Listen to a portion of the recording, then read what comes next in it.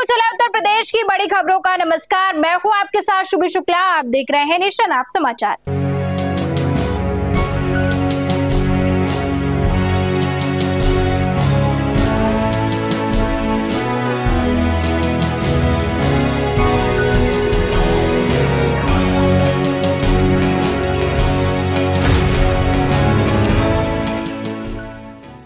फर्रुखाबाद में UP police आरक्षी भर्ती परीक्षा कड़ी सुरक्षा के बीच शुरू हुई।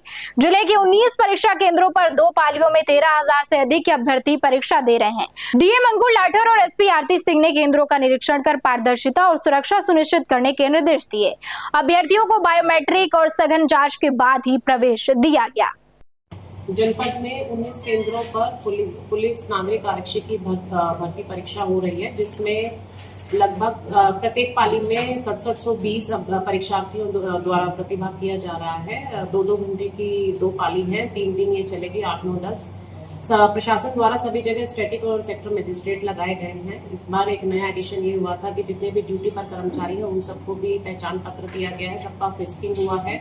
जो परीक्षार्थी हैं उनके भी सभी फ्रिस्किंग की व्यवस्था की गई है। सभी जगह कंट्रोल रूम संचालित है, जहां पर सीसीटीवी कैमरा भी लगाए गए हैं। सभी कैमरा भी संचालित हैं। आज सुबह 3 सेंटर्स का विजिट भी किया गया था।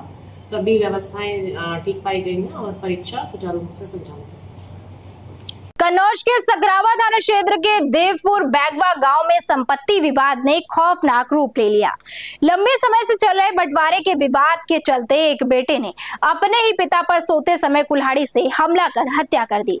वारदात के बाद आरोपी फरार हो गया। पुलिस ने शव को कब्जे में लेकर जांच शुरू कर दी है और आरोपी की तलाश लगातार जारी है। पिता पे कुल्हाड़ी हमला कर दिया, उसकी मौत हुई, क्या कहना है? देखिए, ये थाना सकरावा के देवपुर बैगवा गांव का मामला है। रात में एक श्री कृष्ण बाथम हैं, जिनकी उम्र लगभग 70 साल है।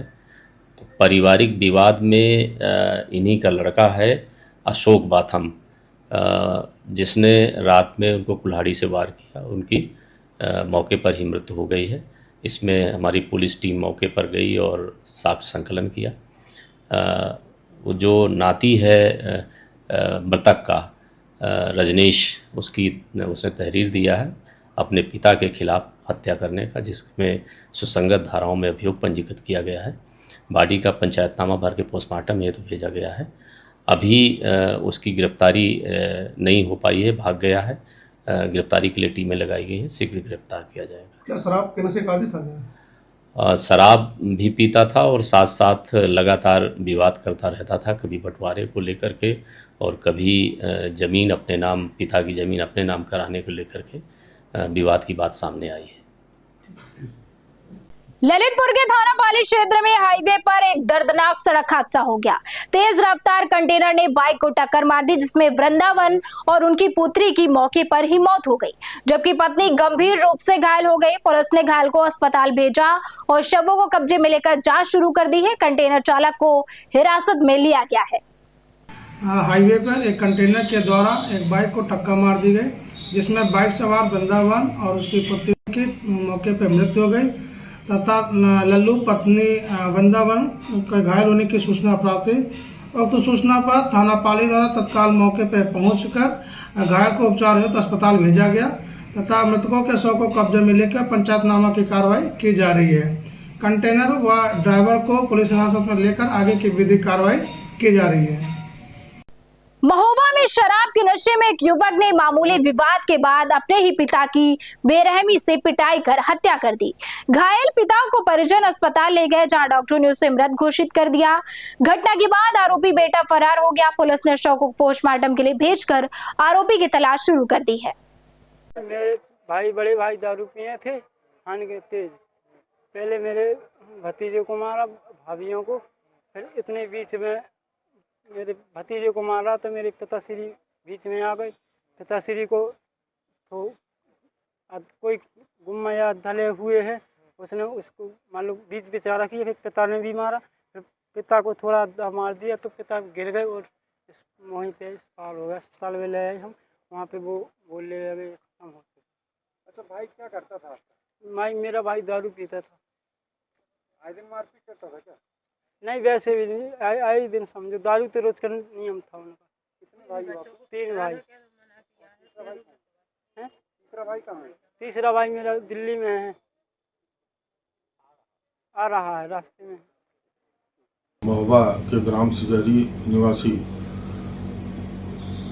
हरिहर उम्र करीब 60 वर्ष को उनके ही पुत्र जिसका नाम महेश है ने सर में ईंट मारकर उनको घायल कर दिया, जिन्हें परिजन इलाज हेतु जिला चिकित्सालय लाए थे, जहां उनकी मृत्यु हो गई है।